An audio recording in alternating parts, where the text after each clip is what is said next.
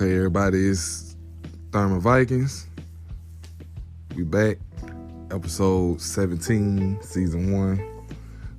I think the topic right now, since it's pre-election day, well, it's election day, but it's before they determine who won, which is bonkers right now. So that's really going to be the topic. I'm going to call it pre-election day just because it's election day. And I definitely want to talk about right now, before we hear the winner, the pros and the cons, the ups and the downs, the ins and the outs, the blacks and the blues, you know what I'm saying? The whites and the blacks, whatever. And the Crips. You know what I'm saying? Whatever it may be. You know, and let me, was this screenshot? Print the screenshot? Yeah, you want me to say Ireland? Here you go. Yeah. I want to give shout outs. We both want to give shout outs to Ireland, Canada, Singapore, Australia, Germany, Republic of Lithuania, and Barbados. And of course, home team, United States. We're going to give y'all a shout out. Much love to my Detroit players. You know, they showing me a little love. I really appreciate that. And I've been knowing, a few guys from Detroit for how long now? Some years. Probably almost 12 years, because almost 12 years, because my little girl was just born when I started running with them on PS3. And we connected ever since, and I've been keeping in touch with a couple of brothers. And I definitely appreciate the support and the love and the shout outs that they give me and support of this podcast. And thank you, Can't express how much, that make me feel. It makes me feel really good that I got people, that I met or came in contact with years ago that support us. So we really appreciate it. And check out the website, merch. We got merch, t-shirts and hoodies and whatever you need at Thurman Viking on Facebook.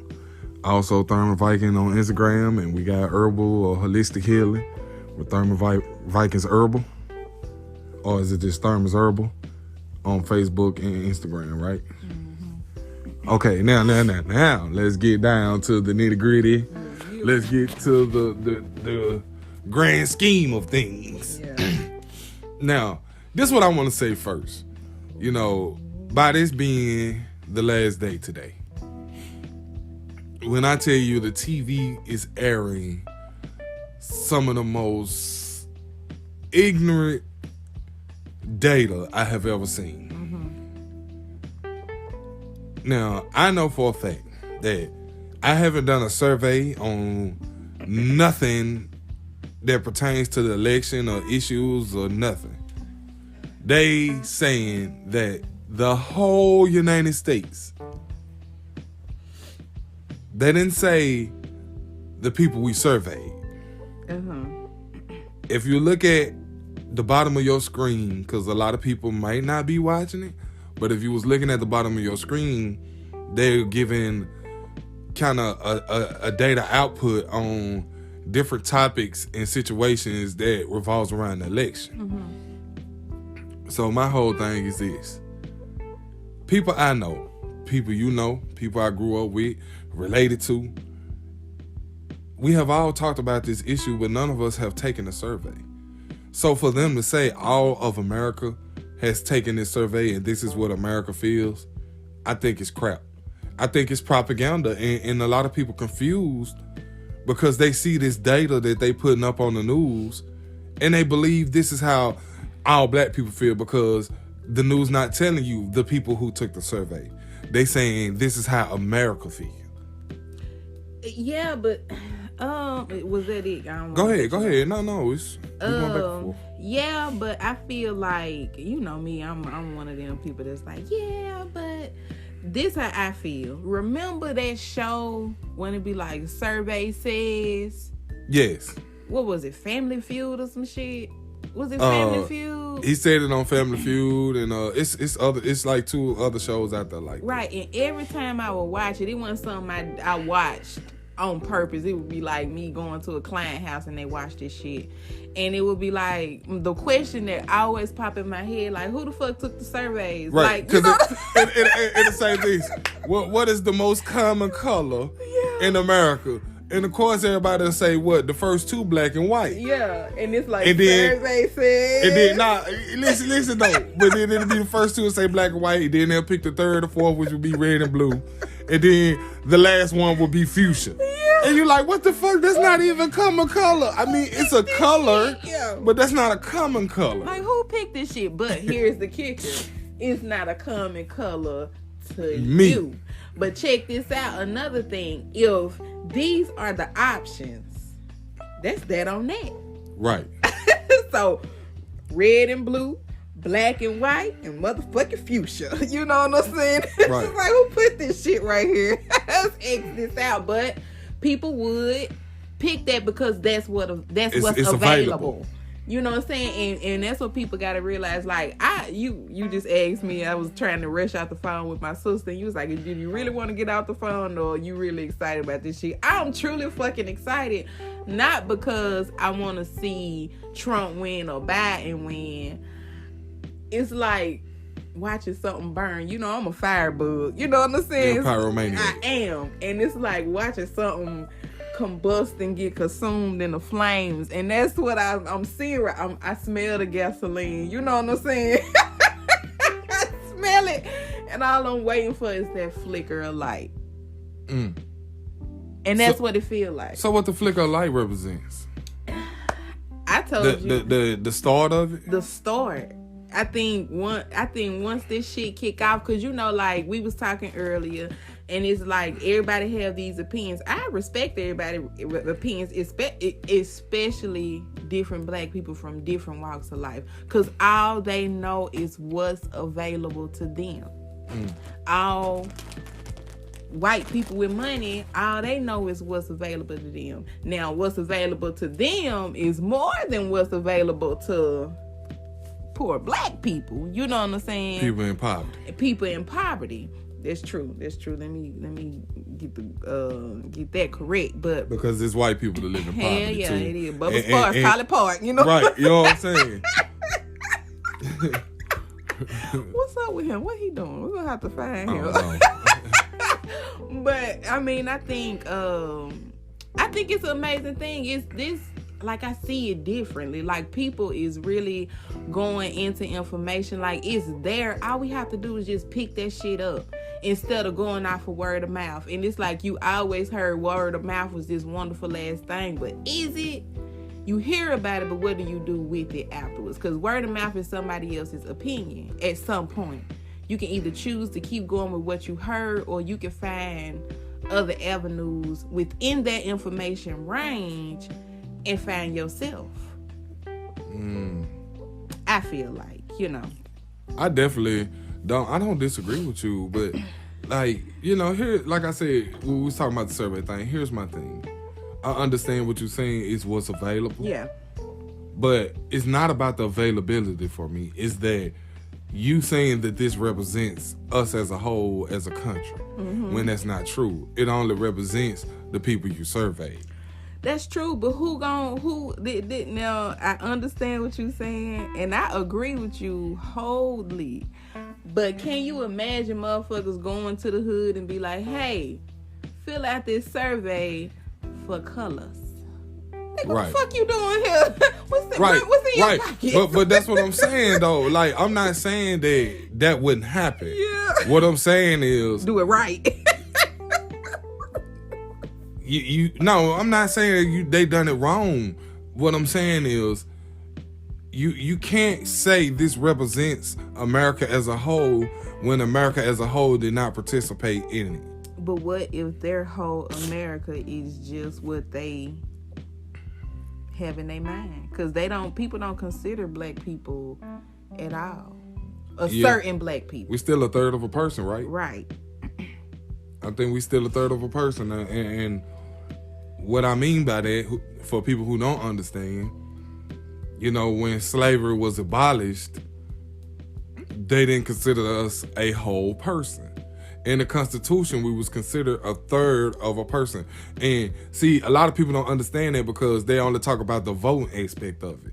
But it wasn't about the voting aspect of it. That was what they consider black people to be, a third of a person. Mm-hmm. And ever since then, that's what we've been getting treated like. Yeah. Now, the thing is, you have all of these black people now saying, oh, well, slavery was slavery and racism don't exist no more. If that's the case, if this is your answer, then why all these people are being racist? Because you can turn on any kind of TV or telephone or any kind of social media and see people committing racist acts. So if racists don't exist, then what is this? What does this come from? Yeah. But it exists on all different sides, and I say that because black people can be racist, Mexican people can be racist, Indian, Chinese or Korean, whatever their ethnicity is. It is all different type of people that can commit racist acts. Yeah.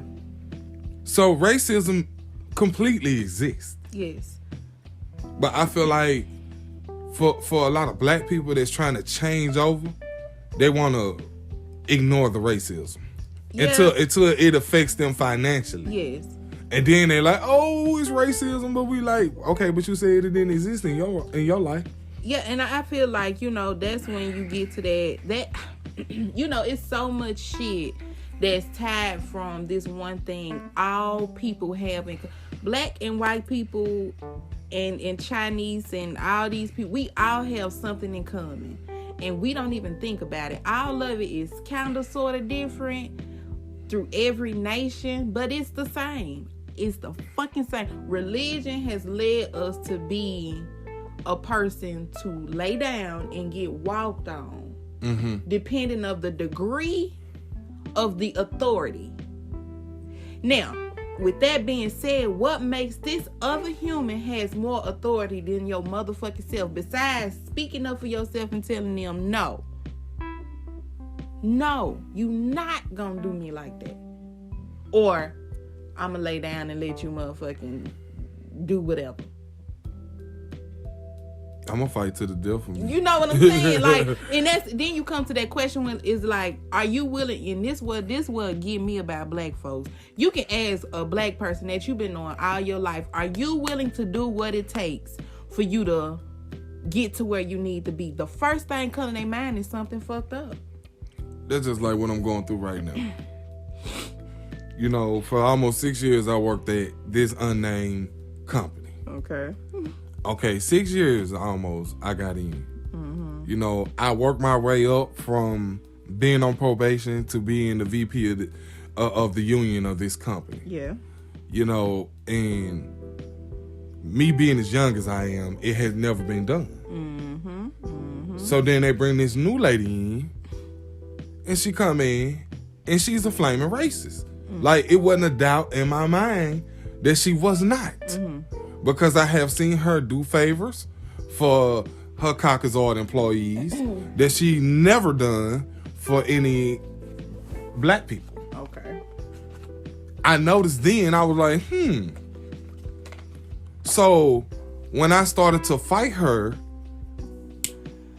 on a union versus company level, yeah, and I started bringing in all these other organizations like TOSHA, and the Department of Labor, and EEOC.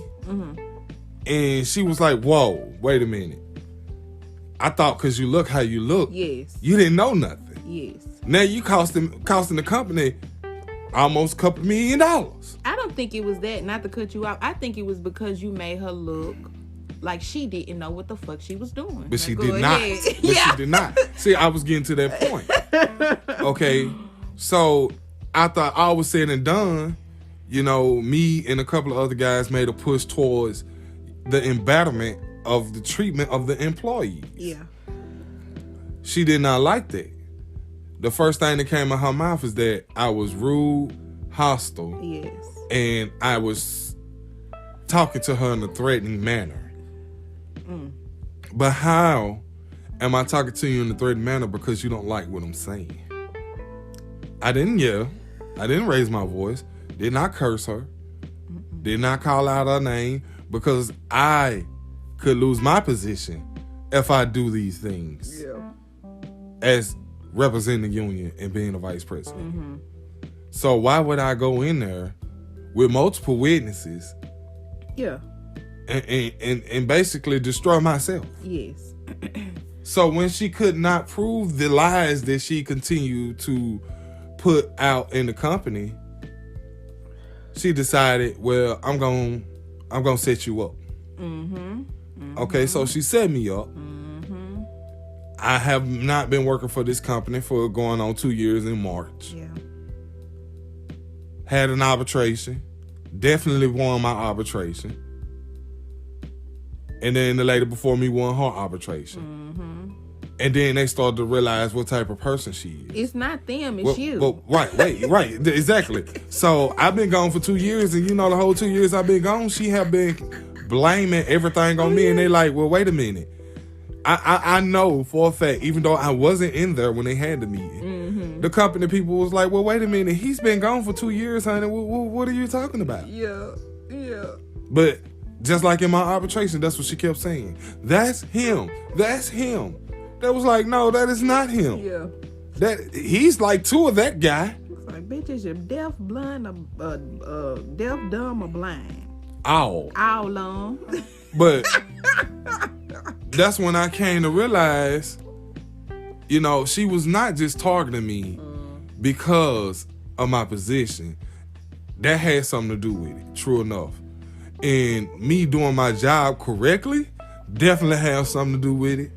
And also, me being a black man had something to do with it. She couldn't stand that she was ousted by a black man. Yeah. Her being a prominent white woman in society, as the titles, I don't even know her title. Yeah. Because it varies when you talk to her. You know what I'm saying? And she was allowed to do this. Yes. So, once she realized that she couldn't beat me, and then remember I told you, she had went out of town, and I went in there against her little trainee, and won 31 cases. And we only had 32 cases on the docket. Yes. That's what done it for her. Yeah. And that was my whole thing. And I was trying to get people to understand, this lady only disliked me because I'm a black man. Because when our VP was white, she loved him. She loved him. No matter what he done against her as his position, she never had a problem with him. But the moment I was voted in by the people and beat him out, she immediately had a problem. And the first day I became VP. Yes. And I'm like, how? You don't even know me. Yeah. I think when you are dealing with a racist person, they honestly feel like you are not, especially when you fighting for people's rights to become better, you know what I'm saying, trying not to let people get fucked by the system, because even when you think about it, employees will fuck you just because they can. We don't need them no more. Let's figure out a way to get rid of them. Anything. Throw the book at them. Something stick. When you, number one, doing that, as a black man, how dare you have the audacity to try to help some motherfuckers? Exactly. And I actually was helping people. Yeah. And that's how I feel like, people need to understand that you have to stand in your own self. Like, no, I'll wait. I always told you before you even became VP, the most dangerous motherfucker in this world is a patient motherfucker. Because you can wait, you can watch, you can adjust. Now, she lost her job. See what I'm saying? I was patient enough to wait her out. She no longer works there. See what I'm saying? After my arbitration, this is what I keep trying to tell people, because, people call me and ask me what's going on when I'm coming back to work. And I'm patient. Like, just be patient. I'll be back, because I already beat her in arbitration. So we good. But it wasn't even a week after my arbitration before she announced that she was stepping down and she'd be gone. She was gone a week after my arbitration. Yeah. So my arbitration was on a Thursday. That Monday, she announced that was her last week. that Friday was her last day. And I keep telling people, you know why she gone? Because I beat her. How did I beat her? I proved to her own partners in the company that works with her boss, or whoever it may have been, I didn't have a verbal conversation with them. I proved to them that she fired me unjust. And see, that's what black people got to understand. You can't go in there and say, well, you're firing me because you're racist. You have to prove this, but don't show your card. I never told them folks, I didn't go in my arbitration and say, yeah, she a racist and she only fired me because I was black. Because they'll ask you in a minute, did she tell you she was racist? You know what I'm saying? People got to realize there's loopholes in every fucking thing. Did she say something to you out the way? You know what I'm saying? Did you say, don't be racist towards me or some shit like that? And it's just like, motherfucker, she only firing niggers. You know what I'm saying? Or she, not that that's what she was doing, but just the point. That's completely what she was doing. If you look at her track record, you can go back until the day she came to the day she left. Yeah. She fired 98% of black people and 2% of Caucasoids. Yeah. And see, it's hard to determine that when it's 75% black in the plant. You see what I'm saying? But like one guy, you know, I can't say his name. You know, he wasn't supposed to be terminated, but she gave him 3 opportunities to come back. Now, he's the only person that she done that to. Just so happened, he's a Caucasoid. You know, and I talked to him. I'm like, how in the hell do you keep getting your job back? Like, I'm happy for you, but you had 48 points on an 8-point system. So explain to me how this worked, because from my perspective, she resonate with you because you're a Caucasoid. It's like, teach me your technique. Right. But he told me the truth. He said she only did it because I'm a Caucasoid. He said she only did it because I'm white. I'm not going to lie to you. And I don't like it, but I need my job because I got kids out here, and yes, I could keep coming to work late, but I'm working 2 jobs, and I get it. Yeah. And then a lot of people say, well, maybe he was working 2 jobs. Now, because we had a black dude that worked 2 jobs, and he was late 3 times and pointed out, and he ain't been back. Yeah. It's messed up because it's just like, man, no matter what, there'll always be, you born as a transgression. You know what I'm saying? As a black person in America. True enough, but I don't think that's enough to constantly, I think we beat ourselves up because of the heaviness of being black. But see, the thing is, when her assistant, which his name was Alan, and he was a black man, a lot of people disliked him. But to be honest with you, he was fair. Yeah. He was fair. If he couldn't prove that somebody did these things, he wasn't terminating. Yeah. She was the opposite. She's terminating you first. On point. And then you have to prove that you didn't do it to fight for your job back. Yeah. And once he quit, I knew it was over, because I told, you know, the guys that I work with, I said, when Alan gone, it's going to get way worse. Because what y'all don't know is he is the middleman between us and her. So when he do the middleman thing, he actually, you know, drop a lot of issues. Yeah. To keep it from getting to her. But once y'all overstep him, ain't nothing he could do. Now, with you saying that, why do you think black people do that? I think it was the lack of respect of his position. Yeah. But also, you know, the secretary and the HR manager both was in teams and cahoots together, so they didn't respect his position. You know, so my thing is, I always ran the proper channels. Yeah. I would go to him first anyway, because that's procedure. Because the thing is like this, when you filing a grievance, you know, by the bylaws and the rules, because everybody's contract is different, but the bylaws is pretty much standard. Yeah. And a lot of the rules are pretty much standard Yeah. when it comes to filing a grievance. Yeah. So once you go through the first step, you go to second step, you go to third step. When you go to third step, your staff rep step in, and then either it's dropped or solved or it goes to arbitration. Yeah. He was first step, not her. She was third step. Yeah. He was first and second step. She was third step. What a lot of other people that wasn't me was doing was going straight to her. So at this point, she give it to him and say, you need to fire this person. So he looked like the bad guy. Now he looked like the bad guy.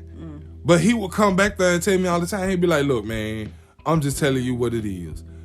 Y'all went past me, went to her. So now I got to do this. And I'm like, but wait a minute, I didn't do it. And he was like, nah, me and you pretty much have good contact. And he said, I understand a lot of people see me and you talk and you know, conversate them in the plant, and they feel like, oh, well, you know, Marcus might be selling out. And he like, but they don't understand. We have to have good communication because we both dealing with people on both sides. You dealing with people from a union standpoint. I'm dealing from them violating a rule or policy in the company standpoint. Yeah. So if, you know, we have to have a working relationship. Yeah. And I told him I completely understand that. That's why I text you, I email you, and I call you, you know, to get things lined up and set up, or tell you, you know, I need to turn these grievances in to you because they got to be done, or whatever it may be.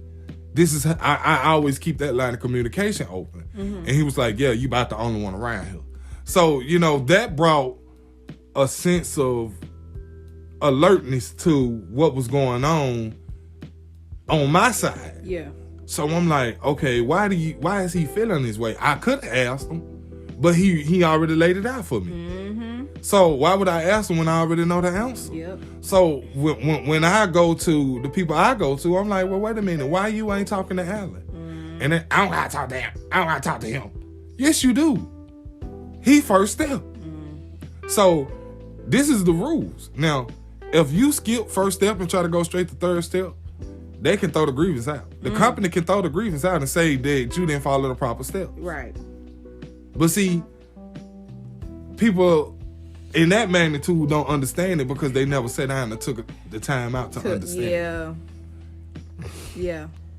You know, I don't want to waste too much on work, you know, because I can go all night. Because there's been so many incidents and situations, you know, and so many people lost their job. They definitely didn't have to lose their job. You know, people been getting set up, and you know, it's all kind of crazy stuff. It's like a never-ending war. You know, and it shouldn't be like that, you know, between a company and a union. Yeah. I'm not saying they're gonna always agree, but the way things are being handled at my facility, it shouldn't be like that. Yeah, that's true. I think people need to really, when you looking for leadership, the thing about people is everybody always looking for somebody to lead them somewhere, and then when they do have somebody that would be like, okay, I step up, and then motherfuckers want to be like, okay, well, you doing this, but you ain't doing this, or you said this, but you should have said this. Motherfucker, why you ain't the leader? I definitely deal with a bunch of leadership issues because, you know, for the most of it, majority of the people that I work with was definitely older than I was. Yeah. So they definitely felt like, you know, me being as young as I am, I wouldn't be able to properly lead them. But like I explained to them, like, I get what you're saying, but you're completely wrong because it's not an age thing. It's who willing to step up. So it ain't one of you old niggas. You know, and I had plenty of arguments, you know, with people who feel like they was misrepresented, but not necessarily by me, but just other people, so they take it out on me. Oh, yeah.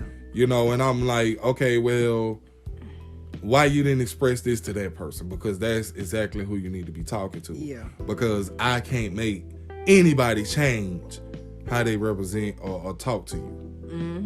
And I definitely get it. You know what I'm saying? That some people are harder to talk to than others. Yeah. So me being the only one that was really willing to communicate with people, it was like, okay, I stayed with a long list every day. You know, I'm at work on my job, stopping for 5 minutes to take notes, you know, or somebody's issue to try to solve it when I get off of my job. Yeah. You know, I work 10, 12-hour shifts and then still have to stay 4 or 5 hours over, you know, to help people out with their issues. And a lot of people didn't understand that. You know, it's like I'm selfless when it comes to how I was helping people. But are you okay with being selfless like that? I am, but it's frustrating because, you know, it's like people expect instant results. And when you dealing with something, especially when it comes to financials, because that's really was most of the problem that our company do. They mess with your finances. Oh yeah. You know, money ain't on where it's supposed to be. And they talking about, oh, well, we'll pay your next pay period. And next pay period roll around, it still ain't on there. And they like, oh, we forgot to put it on there. Wait till the next one. Yeah. Then the next one come, it's time to file a grievance. Because after that, you know, it's just get redundant to keep trying to get something as simple as they short somebody $100 fixed. Yeah. And I try to tell people to be patient because it's a process. And it's, you know, and this is the most common thing that people will say to me. Well, they don't have no problem taking money out of my check if I owe them money. And I'm like, I understand that. I completely understand that.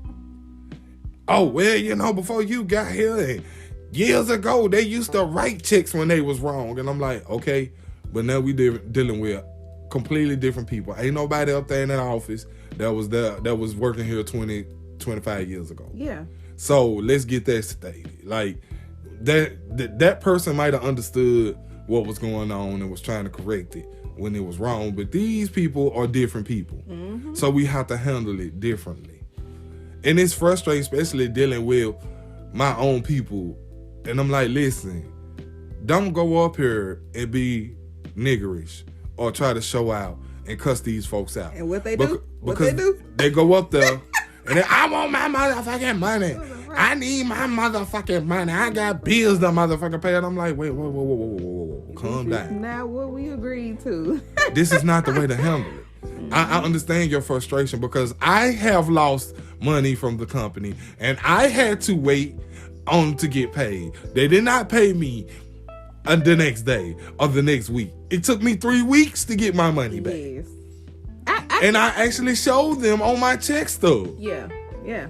I think one thing black people really, really do need to learn is patience. We gotta understand that shit is not how it used to be in the old days. No, it's not. Because back then, like you said, yeah, they used to have petty cash.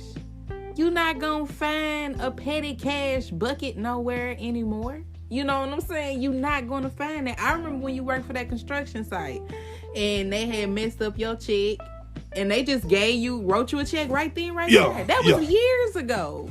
You had a newborn baby. Exactly. That ain't even a process anymore. You know, and that's what happened in these factories and companies, you know, that people been working there for 20, 26 years. They feel like they seniority in the company makes them part of the company. When I'm like, nah, you still an employee no matter how many years you put in. You know, I'm not saying that I don't respect that you dedicated this much time to this place, but they don't respect that. They don't care because it's not their job to care how many years you've been here. Yeah, the thing is, what people don't understand is, if you can get a motherfucker to feel important, they'll do anything for you. And man, I see that all the time. When I was working in this area called the cleaning room, they said, you know, if y'all put out a certain amount of numbers, we're going to do yada, yada, yada. We're going to change it. We're going to make it better for y'all. When I tell you these motherfuckers was working like Hebrew slaves, putting out hella numbers. And guess what they did? They came and cut all our motherfucking jobs. But check this out. Ain't this the same thing like when you was in class, everybody passed the spelling test, you get a pizza party? You know what I'm saying? Yeah. And it's just like, y'all motherfuckers really want a pizza party? Y'all grown motherfuckers finna get a check on the same day. And it ain't even a pizza place of your goddamn choice. But see, the thing is, like, a lot of these companies tip their hand. And they show you what they're going to do before they do it. And then when you warn people, when you actually see it coming, you like, listen. Like for instance, what I was just talking about earlier. I'm like, listen, y'all don't do hella numbers. They're going to keep everybody in here. Everything going to work out. Mm-hmm. You know how much, man, I took so much flack off of that. But when they cut our jobs, because I was one of the ones that got their job cut. Yeah, I remember. It was like, well, what we going to do? We got to file a grievance on this. I said, file a grievance on what? The company has the right to cut the jobs. They have the right to create jobs. They have the right to cut the jobs. Mm-hmm. And what y'all did was caught them up. Yeah. To where they didn't need to give no overtime, and they didn't need as many people as they needed over there. Mm-hmm.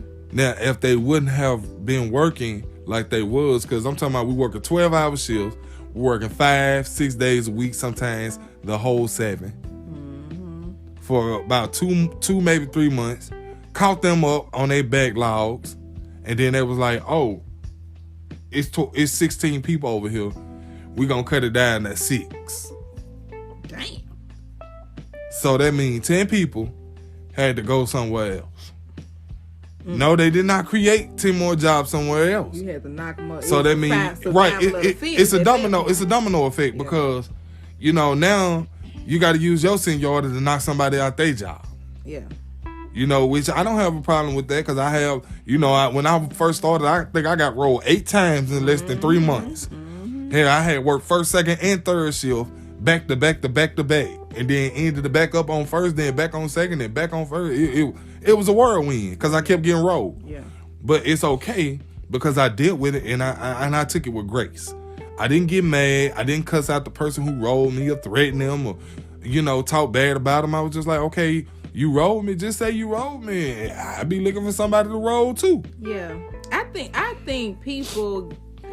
think everybody mind frame is so messed up. Like they when they go into a workplace, it's like personal. Yeah. Why is shit so personal? When you go to the grocery store, shit just always personal. And I'm gonna tell you why. From my perspective.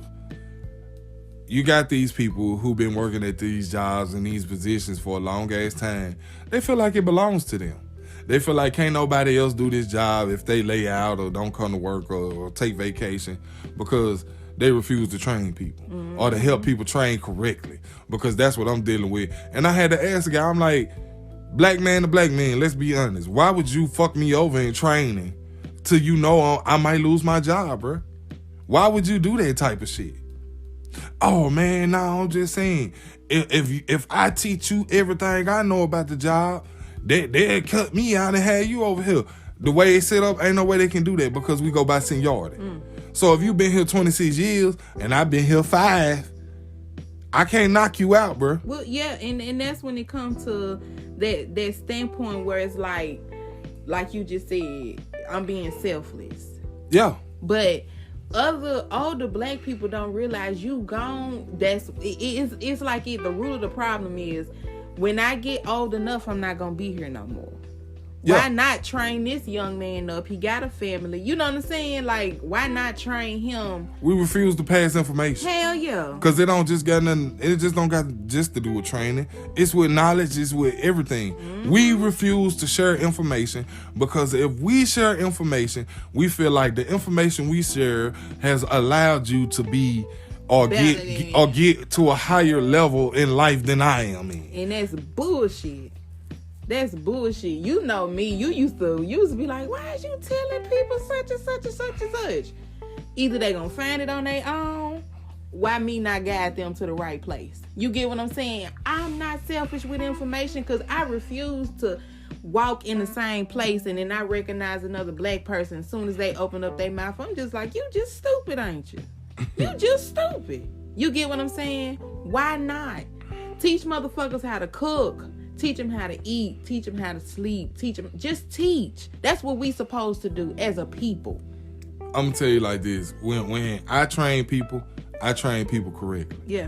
Can't nobody that I ever work with say I trained them wrong. Mm-hmm. Nobody. Because my thing is this. It reflects on you whether you know it or not. Yeah. Because the moment that person make a mistake, and they didn't know that they made a mistake and they figure it out, they're gonna be like, why you ain't? Supervisor gonna say, well, who trained you? Marcus trained me. Let me go back. He didn't show you this? Yeah. No, he did not. You know what? You remember when I first started couponing? I'm so hard on myself. I'm extremely hard on myself when I'm trying to learn something, especially if I'm teaching myself.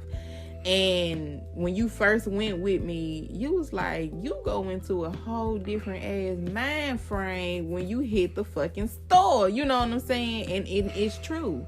When you do something, you have to learn the right way before you try to get to any kind of wrong.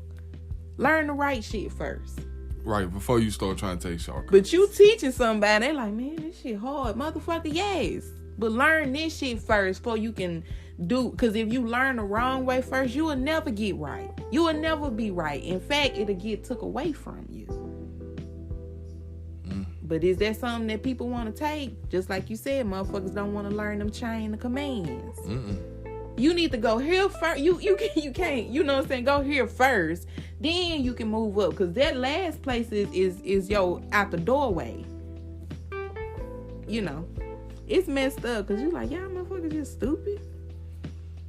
But I don't even blame it. I think it's more ignorance than stupidity. Oh, yeah. Because a lot of people, like I'm telling you, me working with a lot of people, they didn't want to know the truth.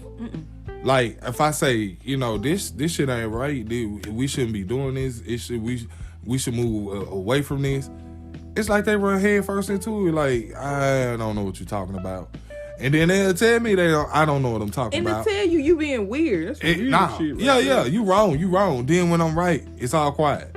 I don't get an apology. I don't get a you was right. It's just all quiet. I'm like, I told you I was right. Or I try to tell you. Or them phone calls. Hey, man. Yeah. Hey, how many phone calls I had over the last 3 years? Hey, I just want to say, you know, I appreciate the way things happen, bro, you know, it shouldn't have happened like that, man. I just want to make sure we cool. And like I let everybody know, I've been saying this since day one, since I became VP, since I actually been involved with the union. You know, whether I was a steward or a VP or whatever I was doing, that just because you dislike me or I dislike you don't mean I'm not going to do my job properly. And give you proper representation. But you know what I can't stand though, and it's just from me observing. I can't stand when somebody know they done did you sideways. And they need you. But they don't come directly to you. They go around you. They go around you to get to you. And it's like, motherfucker, man up. That's the issue. I know I fucked up. Like my boy called and said, hey man, my boy want to know if he could call you because he know he fucked up, but you know what I'm saying? He want to know what you can do to help him. Tell him call me, bro. What? Tell him call me. What? Call you? Well, he ain't got your number. Here you go. Shoot him my number. You got it. You call me. So shoot him my number. Well, he be on Facebook. I shot him my number. Yeah. You see what I'm saying? But that's my whole thing. Like, I'm not that petty. I understand that a lot of black people, especially black men and women, are petty to where they hold grudges. Just because me and bruh had a disagreement or a heated argument or debate or whatever it may be, I don't care what he called it. Yeah. Don't mean that if he in trouble, I'm not going to do what I can to help him. And I understand that this is what he see. It's the norm for us because we see it every day. You know, I have worked with hundreds of black men that refuse to help me. Yeah. Oh, yeah. I have. And they look at me like I'm crazy. I'm like, well, bro, just show me how to do it. Show you. What you mean? Like that Soldier Boy shit. Drake. Why don't you just stand there and watch? Yeah. Nigga, no, I need okay, well, tell me what this is. Tell me what that is. Tell me what I'm doing. Tell me, you know, how to put it together, take it apart, cut it on, you know. They don't want to do that. They're like, what? Nah, you just need to watch. And I told them, you know, some people learn by watching. I'm not that person. Yeah. Well, we can end this one because we're going to go on. I want to say this on my end of thing because we started off on the election and it bled over into, you know, everyday work life and personal situations that I have been involved in. I think this, as far as election, it don't matter who win. You know, people can sit there and tell me, oh, it'd be better if Trump win. I done heard people say, oh, it'd be better if Democrats win, if Biden win. When I'm telling you this, neither side gives a damn about poverty. You can take that how you want to, because every time you say that, then you got to be considered a Trump supporter. When I'm like, neither side, nor the Republicans or the Democrats, nor the conservatives or the liberals, nobody cares about poverty. So you can take that how you want to, take it how you feel, like the youngsters say, if you got a problem, I want all the smoke, because you can't prove to me that what I'm saying is not true. Because if they did, Biden wouldn't be talking about, oh, well, I need black people to tell me what's the issue. And then Trump wouldn't be trying to meet with Ice Cube, talking about, I'm coming out with the platinum plan. So it don't matter which side. So you can vote all you want to, which today was the last day to vote. Matter of fact, I think the polls are closed now. So if you didn't vote, okay. If you did, okay. Who you voted for, I really don't care. At this point, I don't care who won. You got something to add on at the end? No. Okay. Well, she done on that tip. Also, I want to say this. To people out there listening that I know or may have worked with or will be working with when I go back to work in the future. I use a lot of examples from my work past, which I'm not attacking or trying to make anybody look bad. I think what we got to realize is when we dealing with our own people, we don't like to accept the truth. We don't like to hear when we're wrong, but we love to tell everybody else that they're wrong. So I can name you plenty of incidents where I have been wrong, but the difference between me and other people is I'd be like, look, I was wrong. I thought different. It didn't turn out like I thought. I was completely wrong. So now we need to figure out another way to handle this. And that's I feel like the way we got to be as black people. We got to start figuring out another way to handle situations. We can't just get mad and be like, you was wrong. I don't care. I hate you. Don't talk to me. You're a sellout. You're a cheater. You're fake. You're fraudulent. Figure out another way. Because just because the first time you pick something don't fall how you want it to fall, don't mean another way won't work. But see, we'll figure out a way how to manipulate some shit. But we won't figure out another way how to win for a good cause. So that's just how I am. I don't hold grudges and I don't take things personal, but I will tell you about yourself. And if you can't handle it, then that's you. You need to I ain't even gonna say get tougher skin. I think you need to be real with yourself. Everybody talking about they real. Everybody holler about how trill and real and, these different terminologies of the type of people that they are. But all of it is a facade. It's not real. You're not real if you can't even accept criticism about yourself. So this will conclude episode 16, season 1.